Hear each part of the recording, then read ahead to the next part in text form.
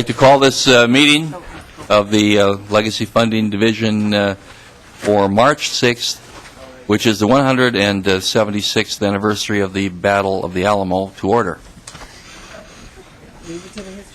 And we're going now. So, being that we do have a quorum here, let's approve the minutes of February 28th. Representative Pepin, have you gone over them? Do you care to move that? Minutes moved for February 28th. Those in favor say aye. Aye. Aye. Opposed? Minutes are passed. Today, we have several bills that we will consider for the omnibus bill that we're doing. But before we begin, and in reference to possibilities in the omnibus bill, let me just say that, and I don't expect that we're doing these entire amounts, but in the estimated fund balance that we just received, here is the money that would be available for a supplemental budget. Clean water, $7.208 million. Parks and Trails, $930,000. Arts, History, Culture, $2.395 million. In Outdoor Heritage, we have $2.490, but we've already taken a chunk of that. So that's what we actually have available, roughly $1.5 million. And if you were to look, it would have more in it, but that includes $800,000 that came back from Historical Society projects, and I think our intent should be to refund the money again back into the Historical Society. From whence it came, we shall return it. So, with that, Representative Torkelson, do you care? What's the bill number? You have House File 2270, and I'll move this for you to be laid over for possible inclusion in our omnibus bill. Thank you, Mr. Chair, for that motion. And yes, I'm presenting House File 2270. I'm just curious, Mr. Chair, if you were at the Battle of the Alamo or if you've just heard of it. No, thank you. I was not there, Representative Torkelson. I have been, however, to the Alamo, and I looked for the basement, and they wouldn't let me in. Did you find any survivors? None there that day.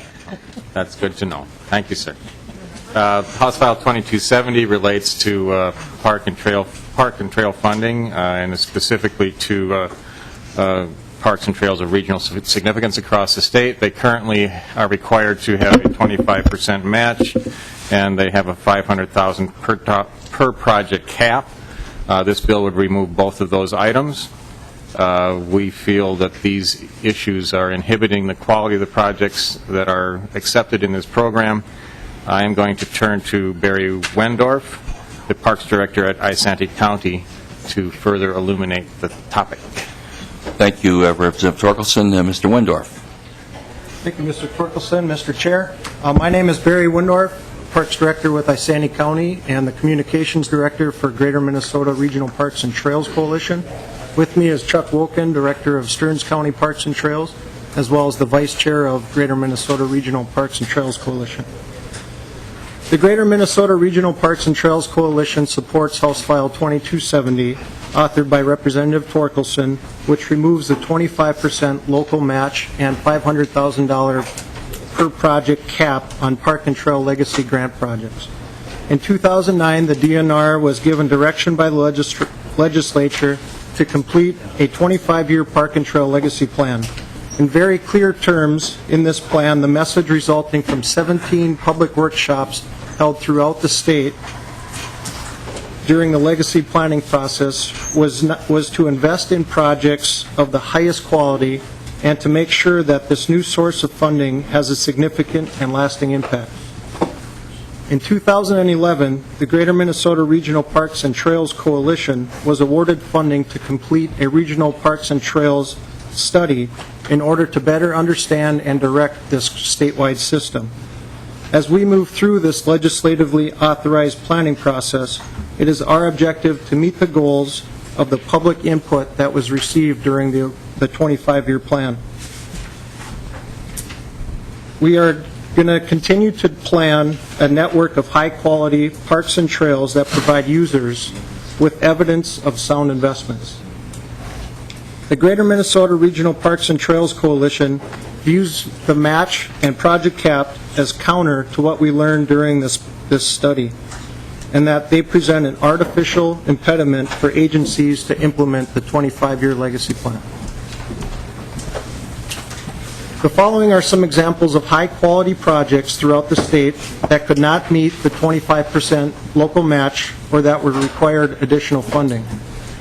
In Isanti County, we had the opportunity to acquire and develop a 40-acre regional park on Spectacle Lake. Spectacle Lake is in the center of Isanti County, and historically, dating back to the 1950s, was the most popular place for people to go swimming in our area. The lake is spring-fed. It does not have an inlet or outlet, and we were offered the opportunity to purchase this project. It has since been privatized, the entire shoreline around the lake, with the exception of one small township swim beach, which holds up to 5 vehicles at this time. The total cost of this project would be estimated at $3 million for acquisition and development. Isanti County has chosen not to apply for a legacy grant to pursue this project due to lack of local match and the cap of $500,000. Other projects include the City of Duluth. They're proposing to construct a world-class 100-mile-long single-track mountain bike trail, very similar to that of the Cuyuna State Recreation Area, except this is entirely within the city limits of Duluth. The total estimated cost of this project is $2 million. They have applied for a legacy fund previously and were awarded a grant in the amount of $250,000. They also applied for federal recreational trail grants and received funding for that as well. Far short of the $2 million estimated cost. Stearns County is in the process of developing Rockville County Park. Estimated total built-out cost of just under $2 million. They did receive a legacy grant award for $500,000 to help with the development of that project. With that $500,000, they're able to provide parking, some trails, restrooms, and signage. Things that cannot be done because of the $500,000 cap to fulfill the master plan would include a group picnic shelter, oak savanna and invasive species restoration, additional trails, and as well as a fishing pier. The City of East Grand Forks has a plan to further develop Lefebvre Regional Park. It's on the shorelines of the Red River and within the city limits of East Grand Forks. This project includes adding a boat ramp to the park as well as a fishing pier with an estimated cost of $1.5 million. The City of East Grand Forks has chosen not to apply for a legacy grant because of the $500,000 cap. Eliminating the 25% local match and $500,000 per project cap from projects outside of the 7-county metropolitan area ensures that planners and implementing agencies will be able to provide these high-quality, world-class recreational opportunities throughout the state. Thank you, Mr. Wendorf. Mr. Representative Torkelson. You want Mr. Loken now, or? No, I believe that's all the testimony we have to present, Mr. All right, Chair. then. Questions, comments from anyone? Representative McNamara. Thank you, Mr. Chair. I'm just wondering if I'm not mistaken, in the metropolitan area, we have a match oftentimes by different folks, and I'm wondering if we could hear from them and how they do that, if they get legacy money and it pays entirely for projects, or if they currently have a match and how that works. Thank you, Representative McNamara. I'm guessing that there are some folks out there that want to testify as to the Metropolitan Park situation. And I haven't had a real good park discussion since May 23rd, so I'm looking forward to it. Mr. Chair, Representative Winkler. is it your discretion as chair to hear bills or not? Yes, it is, Representative Okay. Winkler. Thank you. Any other questions of these gentlemen? Otherwise, we do have others who would care to represent Pepin.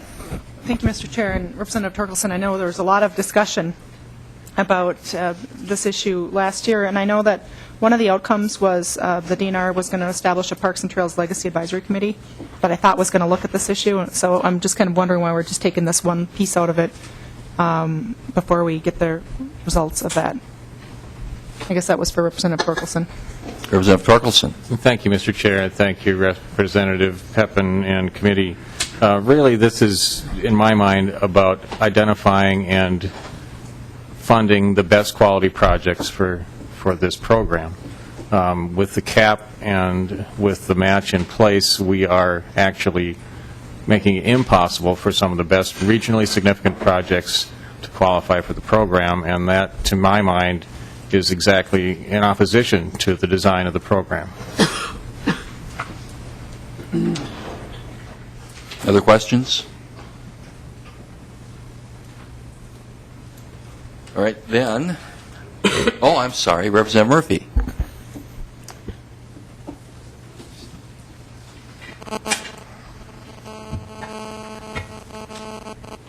Mr. Chair, Representative Murphy. is it your intent to talk about Parks and Trails as a whole without particular bills being before us at any time this session? Representative Murphy, we could discuss doing that. I had no particular plan, but I'm open to suggestions for that type of conversation. Today, we'd like to stick to this bill, which is on the doing away with the matching grant proposal.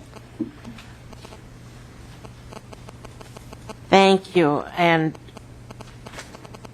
I guess I have a question of the individuals at the table who support this bill. Representative Murphy, let me just say one point. The $930,000 that's available, no, we're not going to open that up this year. That is not my intention, if that was where you're going with that. Not exactly, but Continue. if we, Representative Torkelson and friends, if we lift the cap and the match, we're in future, this is for the future too, it's not. Then we're going to have many more applications. Will the best rise to the top? Or how will the best rise to the top then? Representative Torkelson. Thank you, Mr. Chair. Thank you, Representative and committee. I believe we have a mechanism in place now that selects the best projects, but the pool of projects they're able to select from is limited by this cap and match, and we would have a larger pool, and the selection process would work that much better because they'd have more projects to select from.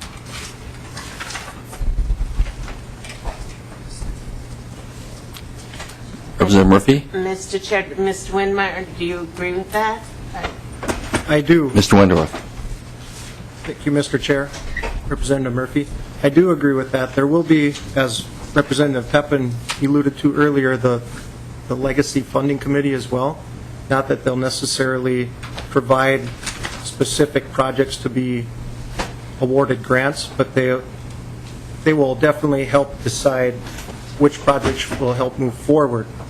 We're in the process of doing our statewide Greater Minnesota Regional Parks and Trails study as well, In that study, we hope to develop regions throughout the state, and within those regions, actually prioritize projects, so they're specific to that region. So we do have means to actually bring the best projects forward, and we're developing those as we go. Mr. Chair, Representative Murphy. I guess I don't have any more questions at this time, but I am a bit confused on how projects will be selected in the future.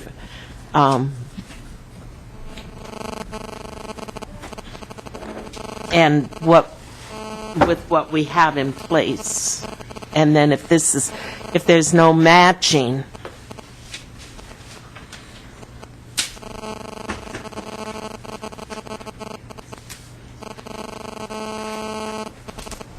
well, that's Okay, for the thank big you. discussion rather than the little discussion. We'll have a bigger discussion later on. Thank you, Representative Murphy. I believe Representative Wagenius. Thank you, Mr. Chair.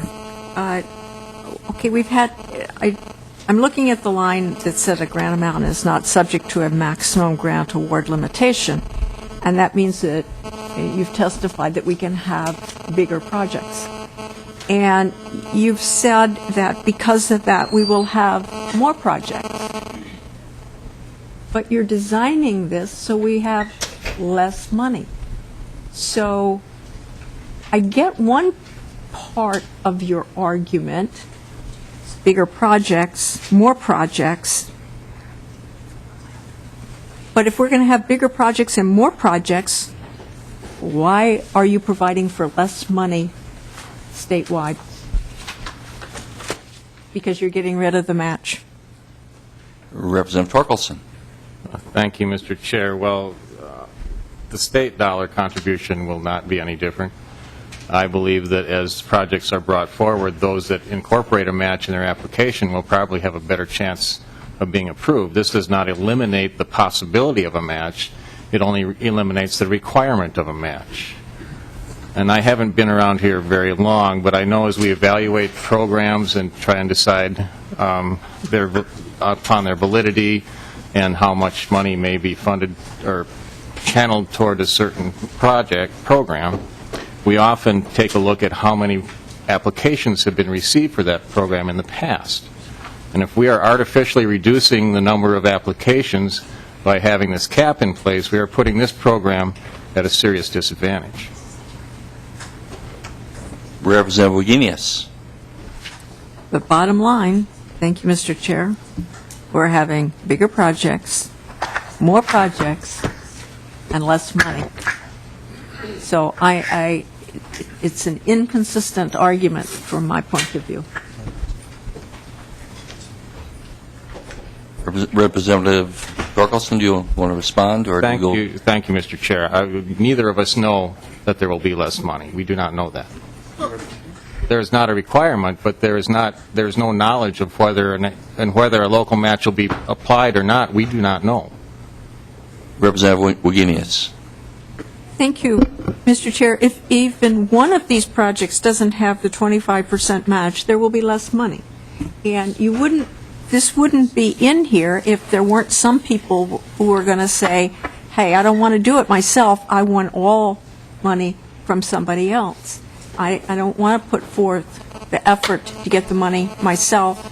I want all the money from the state. So bottom line, we're going to have bigger projects, more projects. I get that. But less money, I don't. Representative Winkler. Well, Mr. Chair, I think I was going to return to a topic that Representative Green was going to cover, so I'm going to let her go ahead. Representative Green. Thank you, Mr. Chair and Representative Winkler. And really, I'm going to return to a topic that Representative Pepin raised, which is that I'm just wondering if you could enunciate why we're not waiting till the November 15th report comes out. Representative Torkelson. Thank you. This is an issue that we've identified as being important at this time, and we bring it forward because we believe in its validity. Representative Green. Thank you, Mr. Chair. One thing I do observe at the legislature is that we're trying to make dollars go farther by seeking matching funds in myriad ways, not just here on the legacy fund. And I feel as though by stepping away from that, we're stepping away from kind of best practices in terms of making our dollars work harder, but also looking for local buy-in. And, you know, I realize that those are kind of arguments against the bill, but really I just want to say, what about this report? We've tasked a committee of experts to come up with something. You know, I realize this is important. We had this conversation last year. Seem to remember it. Yes, exactly. Representative Torkelson, anything more? Not really, just we're not stopping the process of this committee that's going to evaluate the program, and if they come back recommending a match, I suppose it could be reapplied. Any other comments? Representative Winkler? Thank you, Mr. Chair. Maybe, Mr. Chair, this is for you or Representative Torkelson. You mentioned May 23rd as being the last time we talked about this bill, but of course that's not the case. It's the one that I remember. I don't know if you remember the month of July, Representative 2011. Winkler, I just Stands have, out for a lot of people, but I have deeper memories of May 23rd. There was a lot of conversation that day, Mr. Chair. But I don't remember when when we came up with this idea of a report and who's doing it and why we decided to do it and what we might be missing if we take action before it comes out. But could you remind us of the history?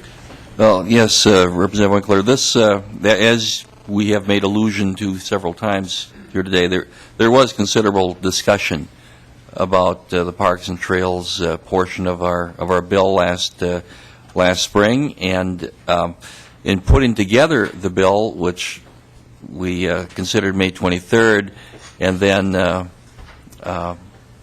passed pretty much intact in July.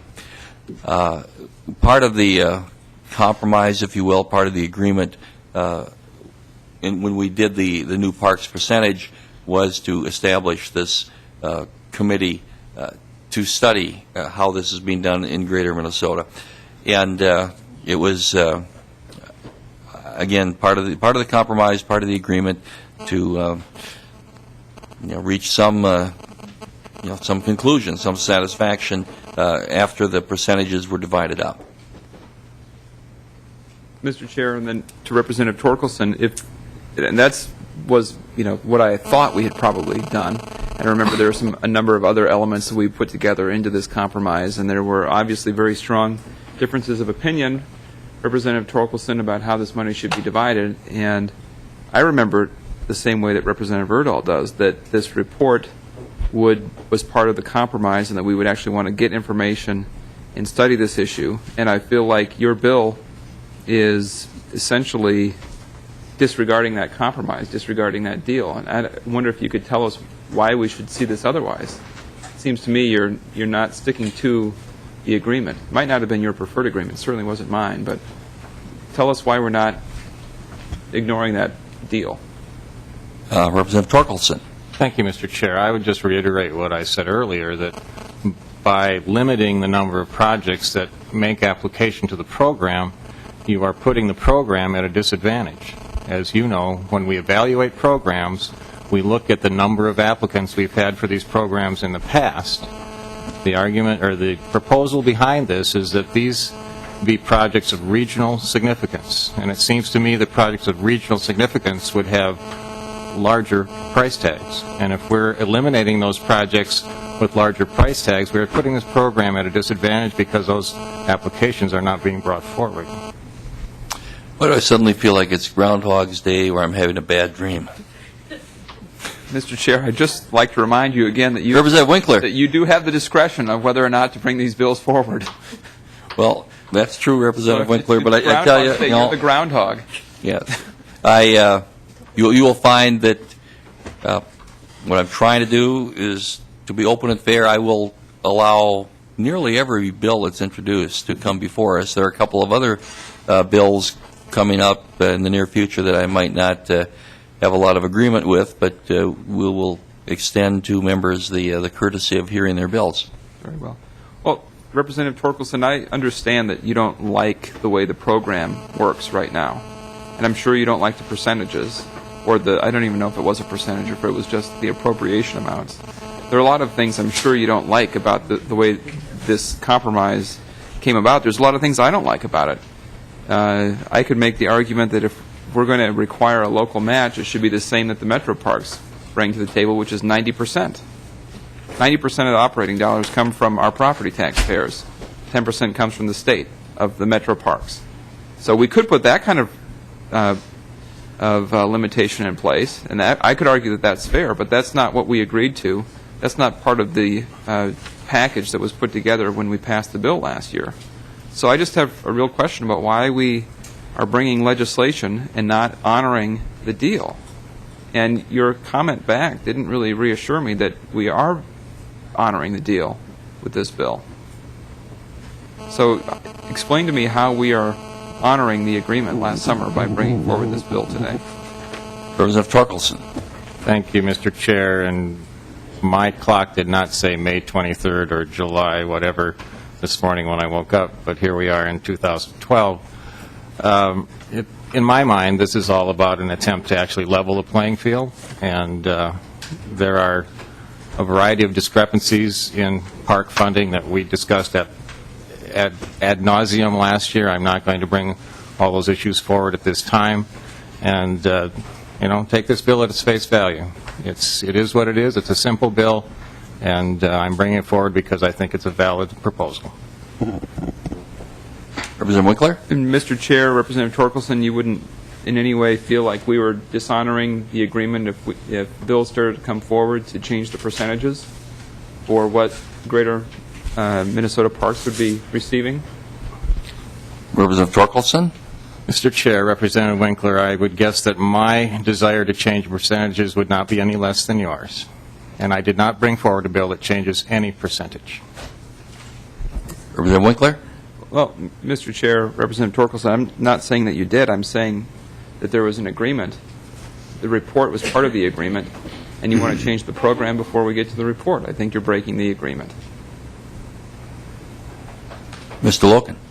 Mr. Chair, Chuck Wilkins, Stearns County Park Director and Vice Chair for the Greater Minnesota Regional Park and Trail Coalition. Regarding leveling the playing field, I think our Metro colleagues can probably clarify this better than we, but our understanding is that on legacy funds that there is no cap of $500,000 on legacy fund projects to the Metro implementing agencies.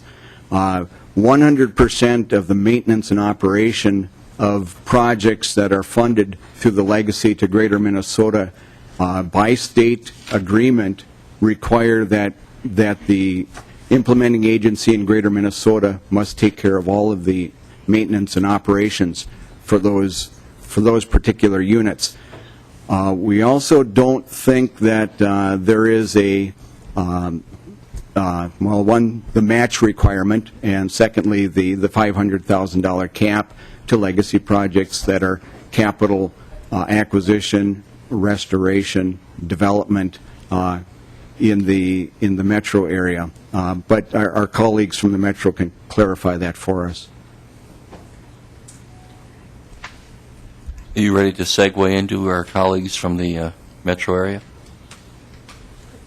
Could I ask one question first? Representative Wagenius. As we talk about this $500,000, is my recollection correct that this recommendation came from the DNR? And if so, perhaps we should ask DNR what the basis of that recommendation was? Representative Wagenius, which recommendation? I missed the beginning. The 500,000, if that, my recollection may be wrong, but if my recollection is correct, then perhaps we should hear from DNR. Do we have any DNR? Come on down.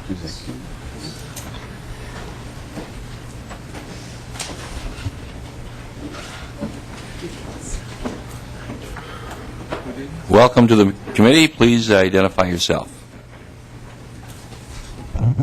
Mr. Chair, my name is Ron Potter with the Division of Parks and Trails. Yes, we did set the limit at 500. We have some other grant programs that we run. The one that they mentioned for Duluth, the federal program, the FRTP, that has a $150,000 limit. Most of our other programs are a $100,000 limit, but because this program had more money available, we did set the limit higher at $500,000. Thank you. Representative Murphy. Mr. Chair, excuse me.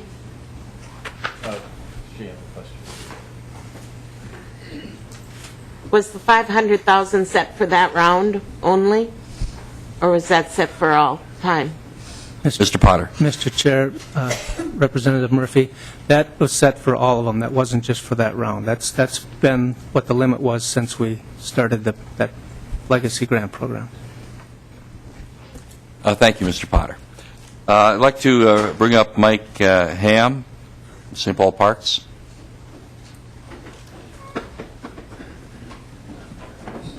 Oh, no.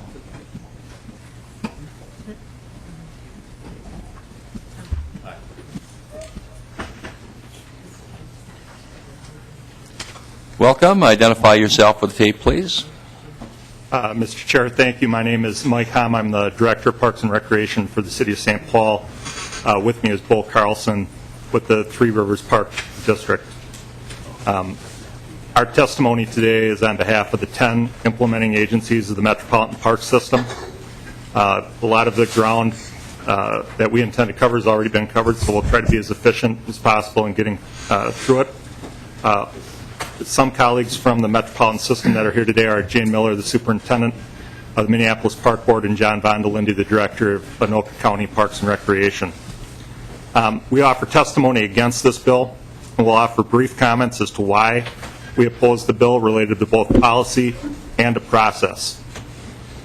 First, related to policy.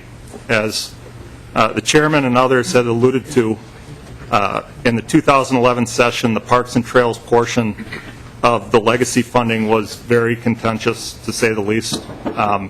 The bill that resulted from the special session was not passed out of both bodies at the end of the session. The bill before this committee takes one aspect of that contentious topic, absent all the related considerations, all the related context, for separate consideration. We maintain that the best policy for the Parks and Trails Fund will consider all of the various elements as one package rather than addressing them independently. Specifically, we believe that the match requirement is a very important mechanism to make sure that the highest caliber projects of statewide and regional significance are funded. Without a local match for this program, there is arguably no restrictor preventing applicants from proposing a project at any scale. The state park system and the metropolitan regional park system have strict definition in both a process and a criteria for inclusion. The metro system has criteria around minimum acreage.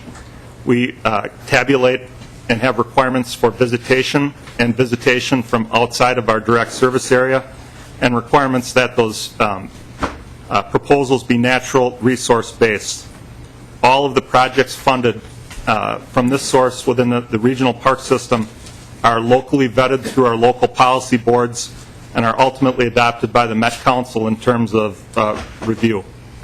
The Greater Minnesota Regional Park grants being funded are not part of a similarly defined system, and the match requirement provides an important mechanism via local investment for vetting those projects. Related to process, as an outcome of the 2011 session, the DNR was tasked to establish the working group, which was alluded to develop consensus funding recommendations. Related, the DNR has also convened a Parks and Trails Advisory Committee. We have been asked to come to that table and participate along with the DNR and outstate agency representatives. That process only has recently begun. We maintain that the best policy for the Parks and Trails Fund should be to have the opportunity to be informed by those processes, specifically the funding recommendations that were referenced, which are due no later than November 15th of this year.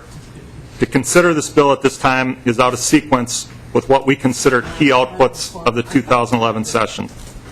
I'll now ask Mr. Carlson to testify. Mr. Carlson. Please, Mr. Chair. Mr. Chair, members, thank you. Bo Carlson, Associate Superintendent with Three Rivers Park District. And one of the points of contention that came up last year is how do we have a system of measurement where we can look at the metropolitan regional system and compare that to Greater Minnesota? And one of the elements, in addition to the working group that was looking at those funding formulas for the three different agencies, the DNR, the Metro Regional Park System, and Greater Minnesota, was $175,000 that was established to go to the Greater Minnesota Park System to develop a study that could begin to gather some of that information that we would have an apples-to-apples comparison. And the three components of that study were this. One was to establish protocols to determine the origin of visitors. Where are people coming from? Who's visiting the Greater Minnesota Park System? One of the concerns we had and one of the concerns the legislature brought forward is we don't know what this system looks like. And we don't know where people are coming from that are recreating within these Greater Minnesota Regional Parks. Second was to collect and compile details on the facilities within Greater Minnesota. We didn't know what established regional parks within Greater Minnesota. Where do we have state parks that are already serving a community? Where do we have regional parks or areas that are underserved? And then third, develop some evaluation protocol and criteria to determine the priorities for park and trail acquisition and development, so we can start to target where this funding would be best spent, where we can look at those areas where we have underserved communities. One of the elements of this is that we don't have a good understanding of what our needs are in Greater Minnesota. We don't have an understanding of what the development needs are, what the new park needs may be. By eliminating this cap, we're not even looking at what potentially we may need to spend in Greater Minnesota. And unfortunately, we may spend unwisely till we get to the point of having this information back. I think the position of the Metro Regional Park System has been simply that. Let's wait until we have a better evaluation tool. Let's wait until we have the information. And then let's look at the recommendations of the working group to try to establish what those funding percentages may be. If you will, Mr. Chair, I'd like just to take a moment, too, to answer Representative McNamara's questions regarding what the Metro Regional Park System brings to the table as far as match requirements within the various funding streams. And there's actually three different sources of funding that the Metro Regional Park System receives. The first is operations and maintenance funding, and we get some small percentage of general fund dollars that goes to our agencies. About 10% of that is provided for our system as a whole that comes from the state general fund that goes out to the agencies. The remaining 90%, and that's about $80 million, is provided by local taxes and by user fees that we charge to our users that come out to our park system. All of the information that we provide to the legislature to identify what we're spending on a local basis is something we have to provide, and that is audited annually to see how those dollars are being spent. Secondarily, traditionally, we've received some dollars through the bonding bill, and those dollars are matched by the Metropolitan Council, and that ratio is for every $3 of state money, $2 is provided by the Met Council, and then that's distributed to the agencies itself. And then finally, in the legacy account, and if you recall, the legacy dollars we're talking about, the appropriation that's made to the Metro Regional Park System goes directly to the regional agencies through the Met Council. It's a distribution process. We identify to the legislature what those projects are. We bring our project list forward and say, this is what you are going to get with the funding that would be provided for the regional system. We identify those outcomes. If you'll remember, the money that goes to Greater Minnesota goes through a grants program. The decisions that are being made on where the funding and where the dollars are being spent, where that investment is going in Greater Minnesota, is being made by the DNR. It's not being made by the legislature and the legislative members. Within the legacy program, there isn't a requirement that we match those dollars through the Metropolitan Council. We actually take 10% of the legacy money and we put that in an acquisition pot for acquisitions within the regional system, and that money is actually matched. And in fact, when we get down to the point of acquisitions, it turns out about 60% of the money comes from either the Metropolitan Council or the local agency to match those dollars going forward with an acquisition. So hopefully that provides a little more information and answers the question Representative McNamara brought up. Thank you, Mr. Chair. No, thank you, Mr. Carlson. Other questions or comments? Representative Winkler.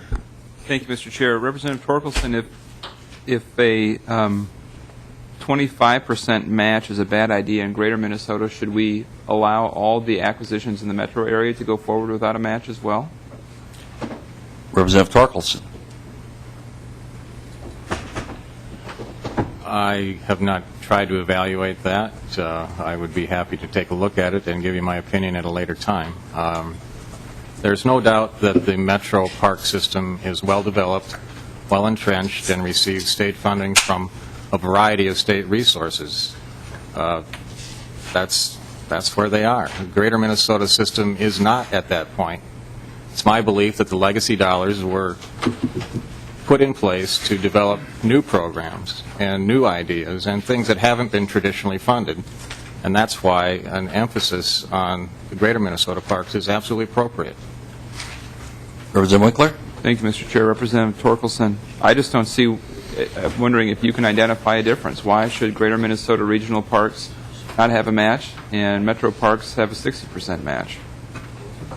It might not be a requirement, but that's the way the numbers work out. Representative Torkelson. Exactly. It's not a requirement.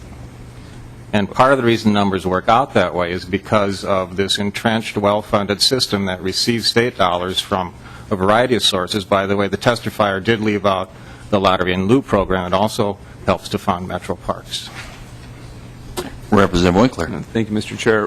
Representative Torkelson, as soon as you develop a regional system of parks with 90% local funding, you'd have a better argument that we should be offering state money for free without a local match. But so far, what you're talking about is a system that's being not developed, but you'd like it to be completely developed with state funds.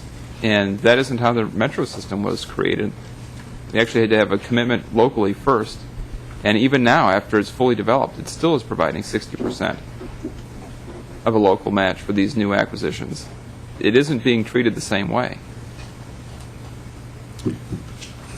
Thank you. Anyone else who wishes to testify? Representative Pepin. Thank you, Mr. Chair Urdahl.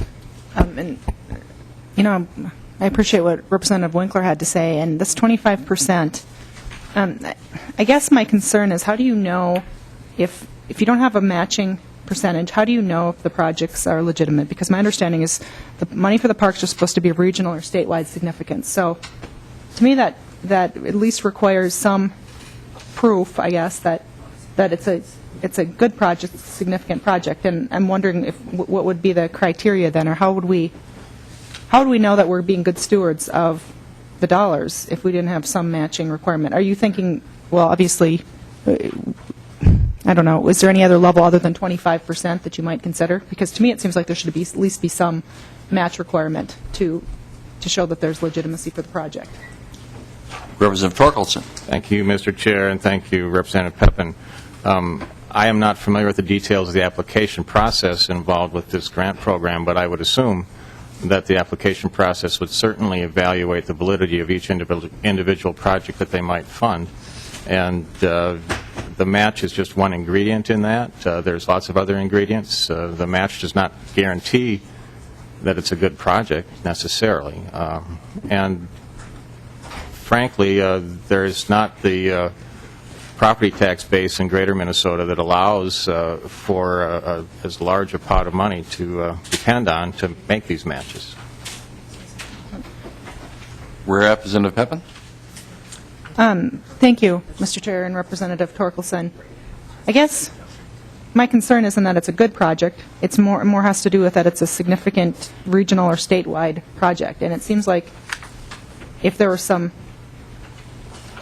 more hook in it, we could have more assurance that that was the case. Because there are a lot of projects that are good ideas, but I don't know that they rise to the level of what was intended to be covered by the legacy amendment. And so I'm just looking to see if there's some criteria, which is why I think this report would be helpful. So at this time, I don't support this language.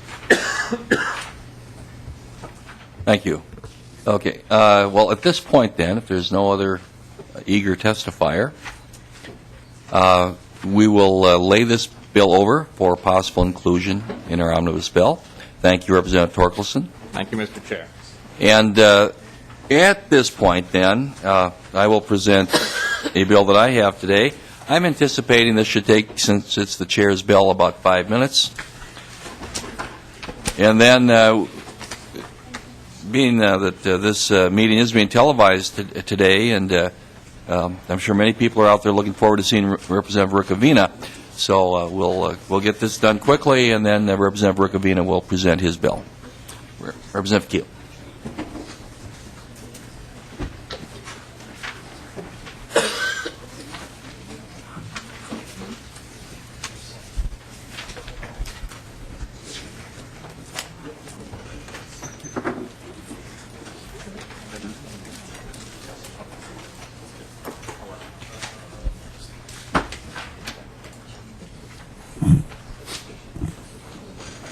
Mr. Chair, when you're ready. Yes, thank you, Madam Chair.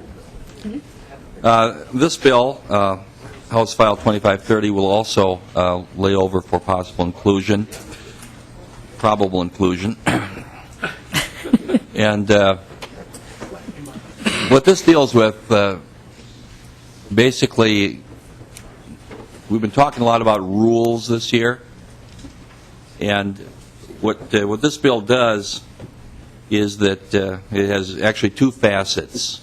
One is to look back at historical rulemaking in Minnesota and follow past rules back. And $35,000 is being appropriated from legacy funding to deal with the history portion. I also think it's important, because I think someday we are going to do rules again in Minnesota, contrary to some legislation, that when we go forward with rules, it's important that we track them easily in a transparent manner. I think that one of the things that I've run into that is somewhat disheartening is that we are, in the interim, people come up and talk to us about what did you do, this horrible law you passed, and we really didn't do it. It was rules, which ultimately, of course, the legislature does bear responsibility for. But I think that there needs to be, again, a better, more transparent system going forward for people to track what's happening with rulemaking in Minnesota. And going forward, the department, LLC can, or LCC, can take care of the funding for this, for their carry forward into the future. I'm just looking at the past money, the $35,000 for the history. I have a testifier with me. Would you please identify yourself for the Yes, Madam Chair and members, I'm Michelle Timmons, the reviser of statutes for the state of Minnesota.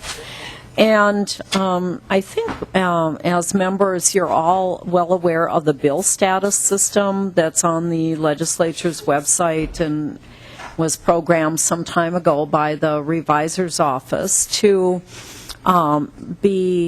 allow members, the public, everyone interested to track the progress of a bill.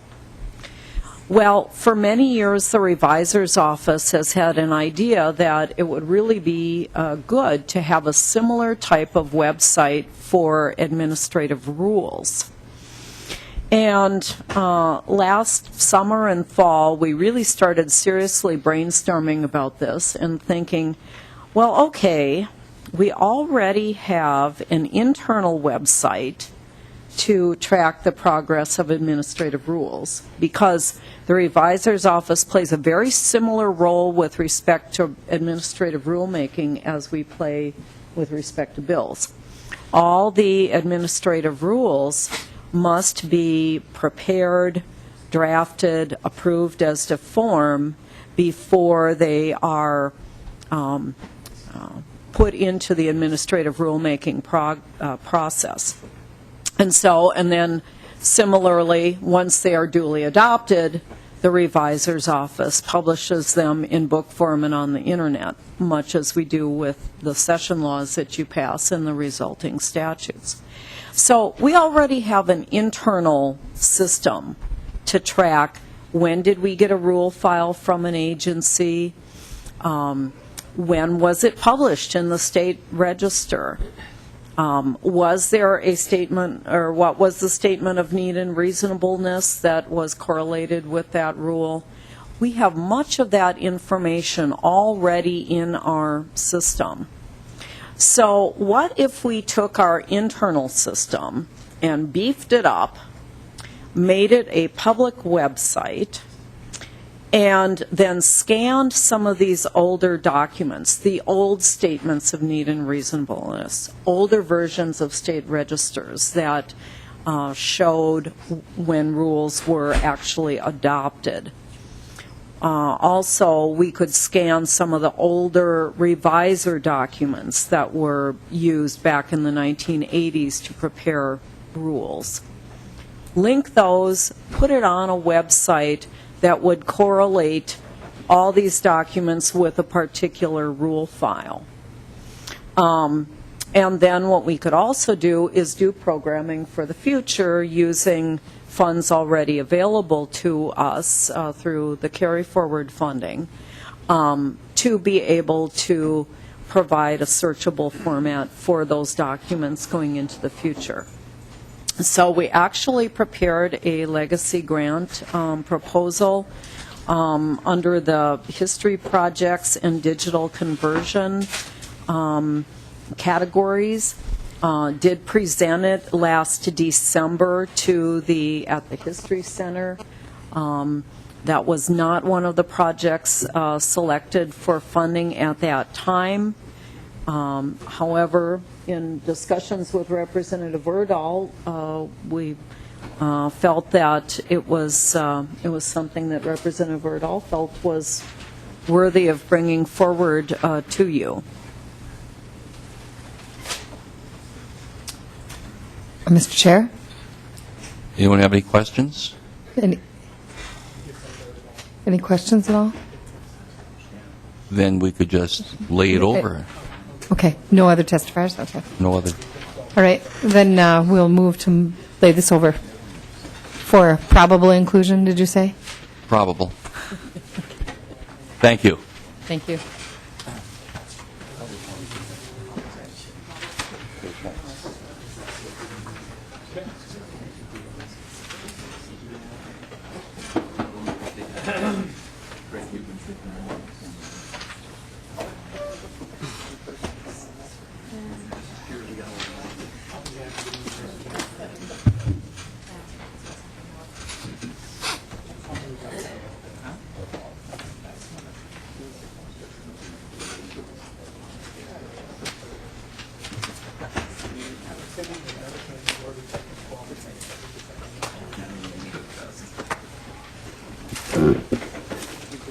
Welcome to the committee, Representative Rukavina. Thank you. Thank you, Mr. Chair and members. Mr. Chair, I have an amendment that I believe is in the packet.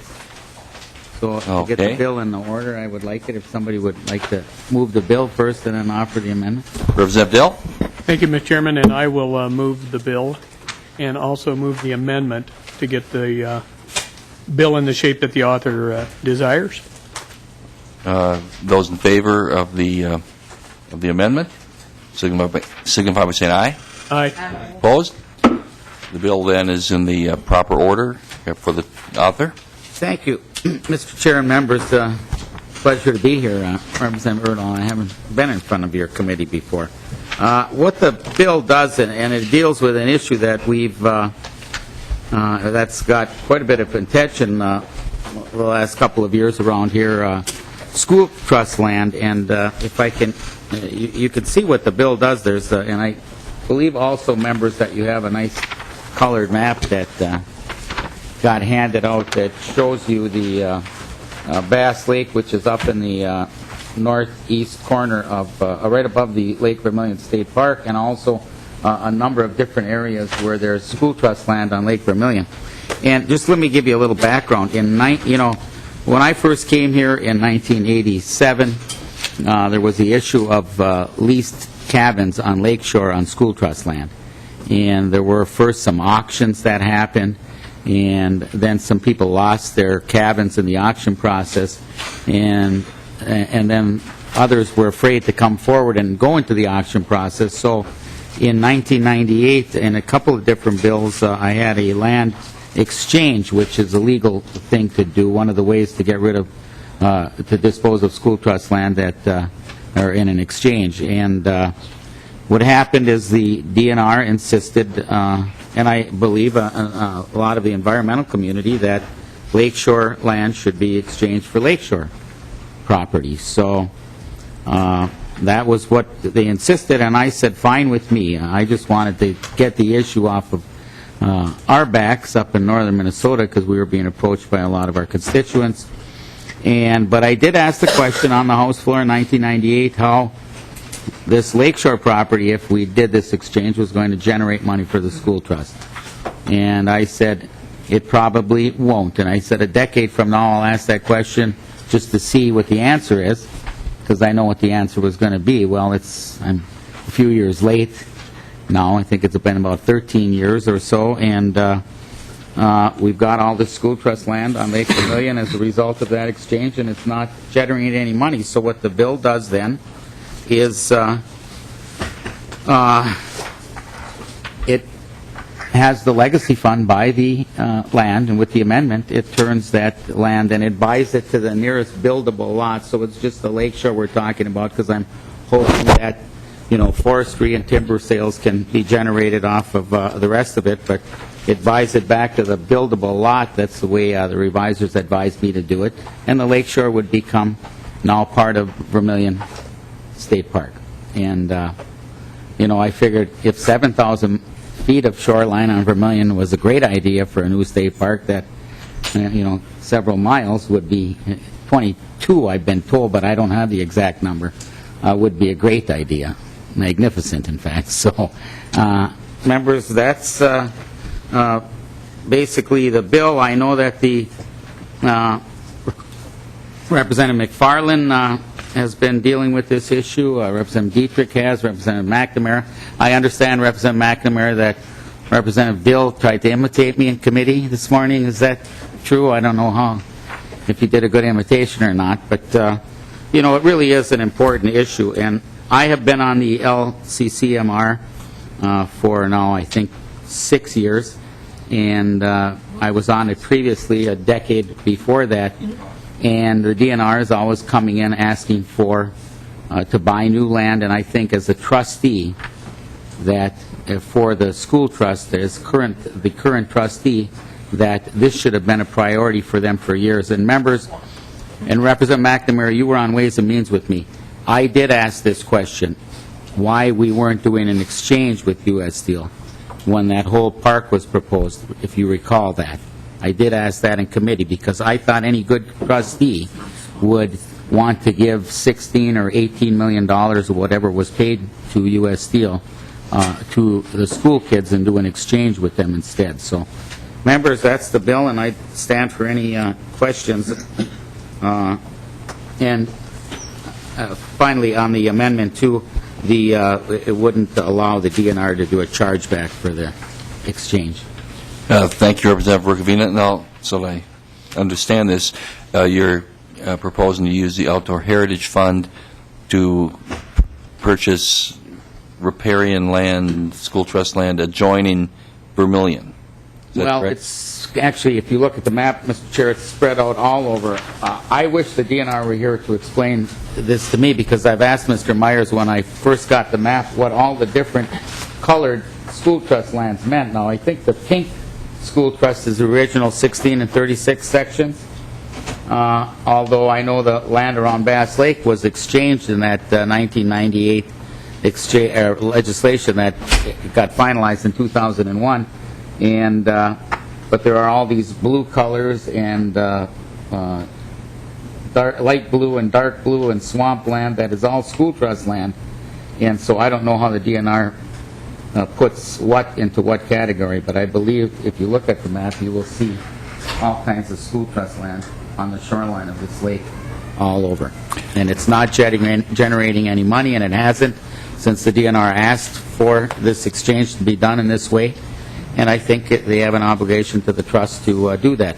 With the legislation that's being moved around here, my fear is that, this land could be put up for auction, and you'll have 20 miles or whatever it is of development, and I want to hold it in public trust for the people to be able to fish off of and throw a line out and pick blueberries and park their boat and do whatever else they want to do, skinny dip, whatever.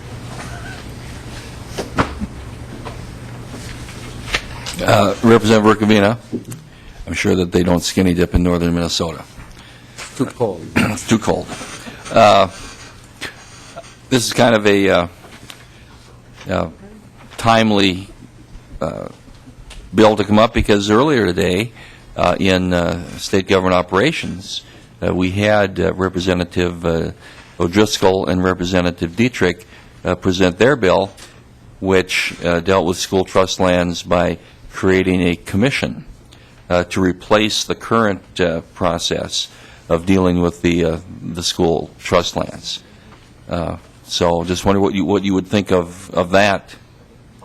A commission replacing the current, I don't know if it's advisory task force or what it's called. Mr. Chair, all I know is after 26 years, I've been trying to point out to the legislature, and I think some of the senior members on this committee, particularly Representative Wagenius and Representative Murphy, know that I have been in our caucus and on the floor of the House and everywhere else I could, trying to explain to people that, the school kids, I thought were getting a raw deal. How you determine in the end what that commission or trustee is going to look like, I don't know the answer to that, but I know that after 26 years of me complaining to the Department of Natural Resources, that unless you really kind of jack them up a little bit with legislation, this issue isn't going to be addressed. I've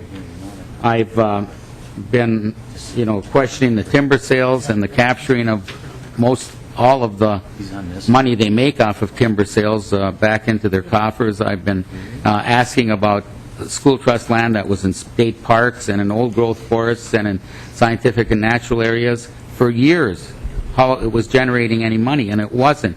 And to the DNR's credit, when Marty Vedas was in the land department, they were trying to get some of those lands out and doing some exchanges, etc. But, meanwhile, they were constantly buying in the bonding bill and at the LCCMR and now at the Legacy Fund, buying new land, and yet we've got this issue that should have been addressed a long time ago, and that's what I'm trying to accomplish with this bill. Questions of Representative Rukavina or comments? Representative Wagenius? Well, thank you, Mr. Chair. I wish you hadn't mentioned my name, then I wouldn't have had to talk. But one of the opportunities that we have had is to charge, and I think we've had an obligation to pay for the hunting and fishing use of all these school trust lands. And I've certainly proposed that. And we could certainly have that money going into the school trust, because that is what would be generated off of many of these lands. Some of them are not good for logging, but we could certainly charge for hunting and fishing. But that's gone nowhere, because everybody has this group they want to protect. And so I don't think there are easy solutions to this thing that we hold up and say is so sacred, which is the trust fund, but probably the easiest opportunity we have is to put some charge for hunting and fishing and put that money into the school trust. I think we're obligated to do it, actually, and we haven't done it. Well, I learned this morning we have 2.5 million acres of school trust land, and 1 million of it is peat. Mm-hmm. And I think 500,000 acres are rough forest vegetation, and then about 1 million acres of good forest land. Huntable. So that's my little history lesson of what I learned this morning.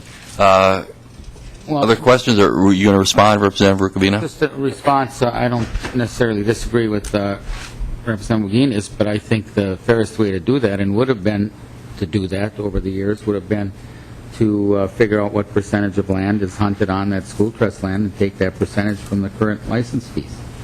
But aside from that, Representative Wagenius, I think this Lake Vermilion deal was that a trustee that would have done what the DNR did when they were buying 7,000 on your map. If you want to look, it's that big amount of land right here in Lakeshore. When they were buying that amount, when they knew they had all this other school trust land that was not generating a penny into the school trust, any good trustee would have said, and they would have approached U.S. Steel, which I'm sure would have been willing to take a deal on land of equal value for land of equal value. They insisted on that a decade and a few years before when we did the land exchange with the counties. Why wouldn't they have insisted on that? And Representative Wagenius, to me, that would have been an easy $18 million right now into the school trust. And you and many of the Democrats and Republicans were falling over each other to give former Governor Palente his state park on Vermilion. And I was saying, fine, do it this way. Do an exchange. Put that money into the trust. U.S. Steel's got enough money. I'm sure they would have not minded getting a little more, getting a different piece of land for a piece of land that they owned. And that's why I want to do this, because I think of all the examples that we have of the DNR not managing that trust fund properly, the Lake Vermilion State Park and this map right in front of you is the most egregious example of a trustee not thinking about the trust they're supposed to protect. Representative Rukavina, as I recall, when that Lake Vermilion Park was being proposed, you were a big backer of Greenleaf Lake State Park. I always have been a big backer of that. Thank you, Representative Rukavina. Representative Wagenius. Thank you. Again, we always approach these things differently, and I'm glad to hear that you and I agree that we should be figuring out what percentage of this land, and it isn't all huntable land, obviously. A lot of it is swamp and peat. You shoot a lot of things in a swamp. Thank you, Representative. But the part that is huntable and is used for hunting, we should be reimbursing the trust fund for that use. It isn't all of it, but it is a portion of it. And I think it is appropriate to take it from the licenses. But I actually proposed all this, and people ran for cover. You're not running for cover here, but I've never seen folks run for cover so fast in my life. Representative McFarland. Thank you, Mr. Chair. I thank you for bringing this forward, because I think this really gets the discussion going more about school trust lands in general. I'm surprised the DNR isn't here to make any response. I'm shocked. Disappointed. But the other thing is, and it really doesn't relate to this, but we were talking about school trust lands earlier today in government operations. You have mentioned before the percentage of money that comes from mining or taconite versus timber. Could you let people know that? Representative Rukavina. Mr. Chair, Representative McFarland, at one time it was about 82 to 83%, I think, with the last few years with Mintac mining on school trust land. This year I know $29 million of royalties is going in to the permanent school fund and about $11.9 million into the permanent university fund. I think the figures may be up to 84, 85%. It's from either iron ore or taconite royalties. And the university has a really good printout on their permanent university fund, which is about a similar figure, and how in real dollars you would think, being that, as everyone says, mining isn't sustainable. I know there's a few of my constituents from up north that say that the university pointed out that 100 years ago they were getting less in iron ore royalties than they are today in actual real dollars. So that figure could be a lot bigger. And one of the things, Representative McFarland, that I've talked to you about is this proposed exchange, which I know you had a bill up, I think, today on it. And,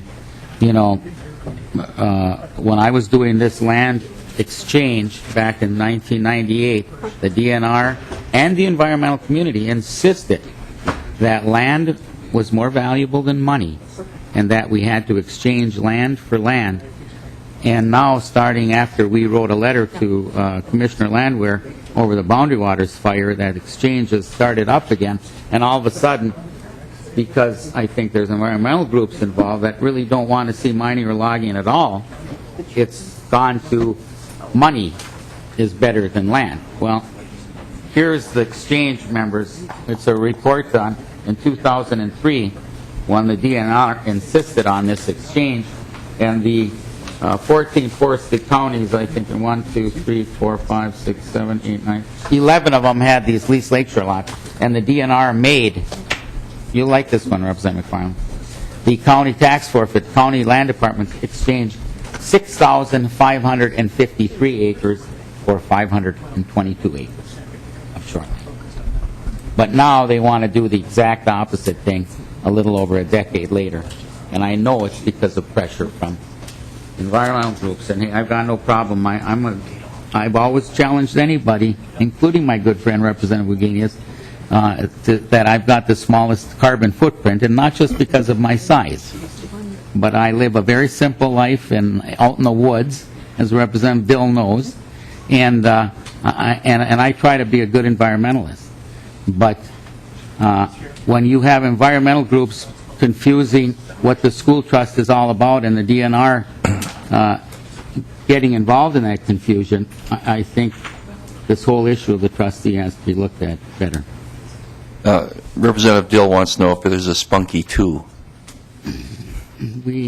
Spunky is memory is got buttons yet from the Spunky story, Mr. Chair, but I'm sure with the way that Representative Dill is trying to get the Timberwolf on the hunting and trapping thing, that we'll have some more Spunky stories this session.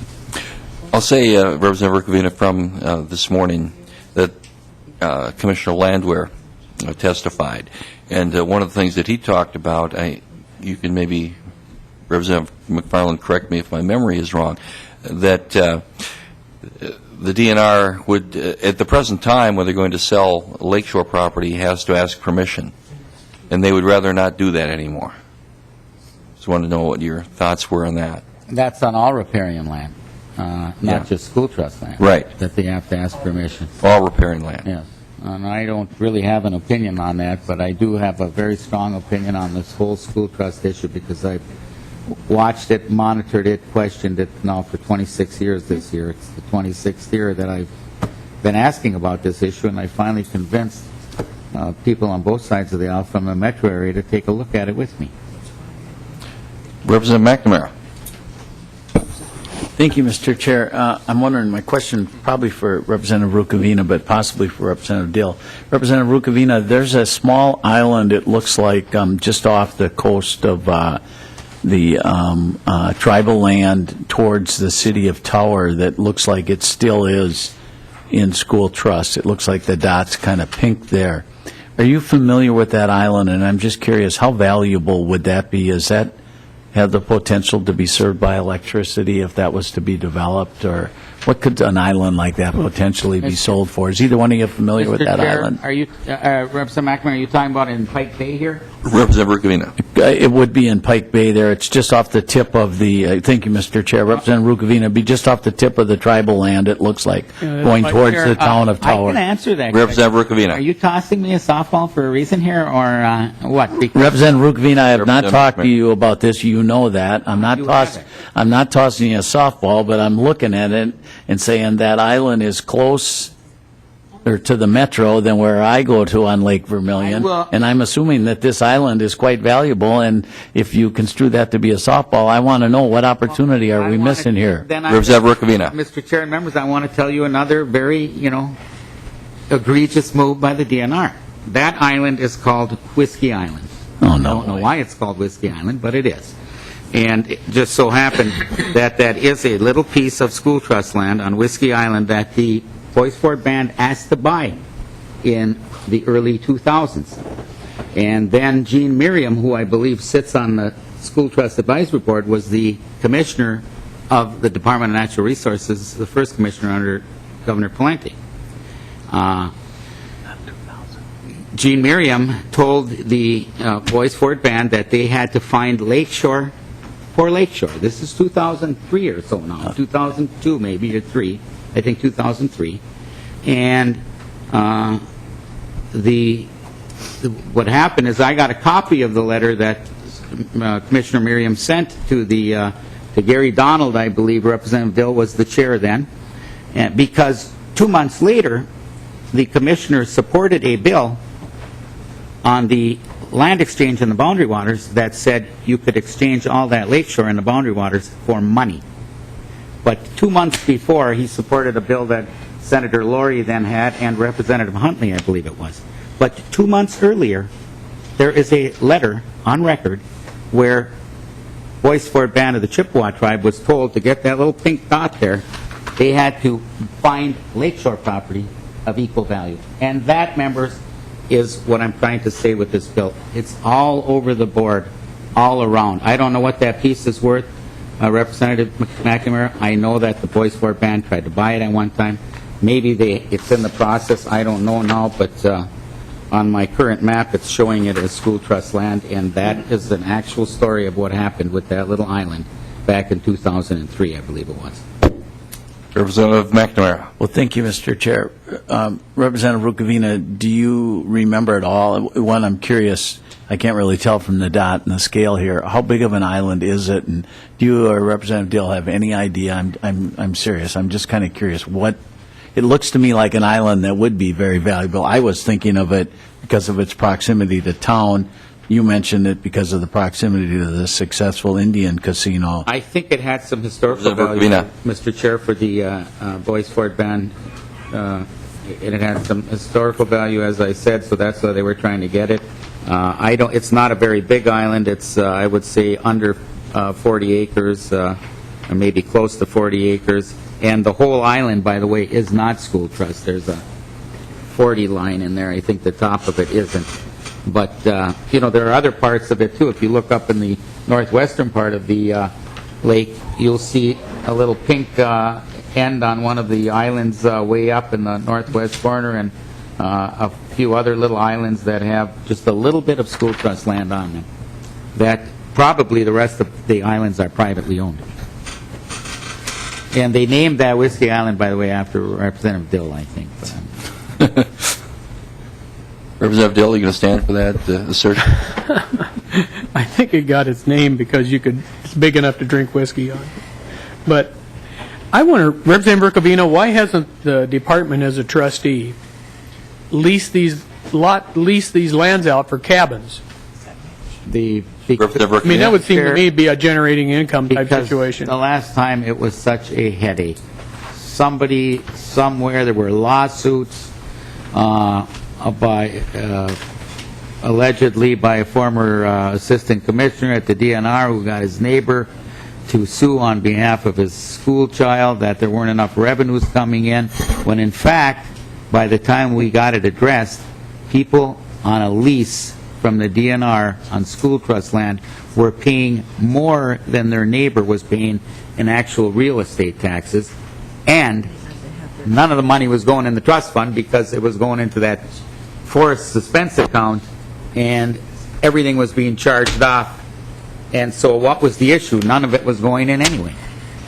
That's where I found out, Mr. Chair, members, when this whole thing started, and that's where I found out, by the way, that this timber issue isn't a recent issue, that from 1980 to 1991, there was $3, $4, $5 million a year of timber being sold off school trust land, and zero, for 11 years, zero went in the trust fund until I started raising so much heck that they started building it up. And I think they got, Representative McFarland, you're a little more schooled in this than me recently, but I think they almost got up to 40% of the money going in the trust and 60% being kept for their fees, and now they're back down to almost zero again. Mr. Chair. Representative Dill. Well, I mean, it seems to me that making money is not always easy. And sometimes it involves lawsuits. But, I mean, it seems to me that the legislature itself is one of the biggest impediments to making any progress on the school trust land issue. And I want to draw your attention to up in the right-hand corner of the map where it says Northeast St. Louis. If you look at that map, you'll see an island in the middle of what is Trout Lake. And it's pink. It's an incredible, incredible piece of property. It's over the top. It's phenomenal. It's at the rankings of the Lake Vermilion and Tower Sudan State Park type of thing, except that those hash marks on the map, that's in the boundary waters. And you say, well, the boundary waters, that isn't accessible. But that lake, members, has a motorized portage where you can take your boat across the trailer, on a trailer, and you can use in that lake a 25-horse motor. Is that right, Representative Rukavina? Yeah. And so I had proposed a bill and brought it up as an amendment on the House floor that we lease that pink land and build a resort on it. I mean, that would be a fine use of that. It's a motorized lake, even though it's and I was crucified on the House floor. for even thinking of something like that. So, I mean, the legislature itself is one of the biggest impediments to actually making any progress on this issue. And I still think it should be leased. What a place to have a wilderness resort. So, I mean, this has just got to, somehow we have to get our arms around this and make some progress. Representative McNamara, since the request is coming from the Lessard-Sams Committee upon which you serve, do you have any comments relating to the reception that it might receive there? Mr. Chair, in regards to the fact that Representative Rukavina's bill requested it be funded by Lessard-Sams money? Yes. I don't believe the members of Lessard-Sams as a group would necessarily think this is a great idea. It might get a somewhat colder reception there. Okay, thank you, Representative McNamara. Representative Rukavina? Mr. Chair, does not the legislature have the final say on any bills that expend money that come to the House floor? Representative Rukavina, yes, the legislature does. I was just trying to get a little sense of what Representative McNamara thought. Mr. Chair? Representative McNamara. You didn't ask me what I thought. You asked I'm me sorry. what Lessard-Sams. You're right. Yes. What I thought Representative McNamara thought about what Lessard-Sams would think. That might be what I answered. Yeah, I think that's what it was. Okay. But it wasn't what Representative McNamara thinks. No, let's get that And straight for the Representative record. McNamara is not going to put that on the record. Right. All right, further comments or questions? Mr. Chair, before we break up, thank you for the hearing. Representative Rukavina. Very informative. And just as a last request, would Representative McNamara point out where his hunting shack is on the map? Representative McNamara. My friends want to know. Well, he raises their deer idea. To that point, Mr. Chair, unfortunately, Representative Rukavina, I had to go over and ask Representative Dill where it was because this map is not of a scale that I could interpret where it is, so I'm not positive where it is on the map, Representative Rukavina, honestly. Maybe you know. It's over on the far right. I know that it's in near one of those bays. For the record, Representative McNamara is not on the far right. We also know that. Well, Mr. Chair, I'd like to make a motion, Representative renew my motion or the bill as amended to be laid over for possible inclusion. Thank you, Representative Dill. The bill will be laid over for possible inclusion in our omnibus bill. Any other announcements, comments by anyone? Then, King, this case is closed.